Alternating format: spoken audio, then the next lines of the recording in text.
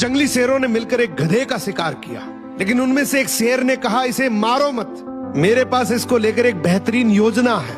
उस योजना के तहत शेरों ने गधे को अपने साथ रखा, उसकी देखभाल करके उसका विश्वास जीत लिया। फिर एक दिन उसे वापस गधों के समाज में भेज दिया, पर इस बार वो गधा एक गधे की तरह नहीं, बल्कि वो एक शेर के समान गधों का राजा बनकर वापस आया था, जिसके पीछे सभी शेरों का साथ था। इसलिए बाकी सारे गधे इससे डरने लगे और उसके खिलाफ बोलने से कतराने लगे। अब शेर जब जब उस गधों के झुंड को देखने आते, ये गधा अपने समुदाय के गधे को शेरों को खाने के लिए दे देता।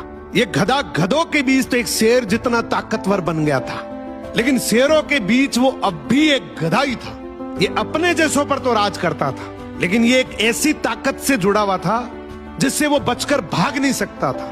इसने हजारों मासूम गधों की कुर्बानी दी, सिर्फ ये सोचकर कि इससे मैं और ज्यादा ताकतवर बन जाऊंगा। एक दिन ऐसा आया कि सभी गधों ने एकजुट होकर उसका विरोध किया और ये ठान लिया कि इस बार शेर जब भी शिकार करने के लिए आएंगे तो हम में से कोई नहीं जाएगा, चाहे उसका परिणाम कुछ भी हो। अगले दिन जब शेर आए तो ये गधा अकेला ही खड़ा था, इसके पास कोई दूसरा झुंड नहीं था। तो गधे ने शेरों से विनम्रता से कहा कि देखो साहब, मेरा खौफ अब खत्म हो गया, मेरी कोई बात नहीं मान रहा अब। तो शेरों ने डिसाइड किया कि चलो अब तू किसी काम का नहीं है तो तू ही साथ चल ले, आज का हमारा भोजन तू ही बनेगा। इस तरीके से आखिर में इस गधे का भी शिकार हो गया।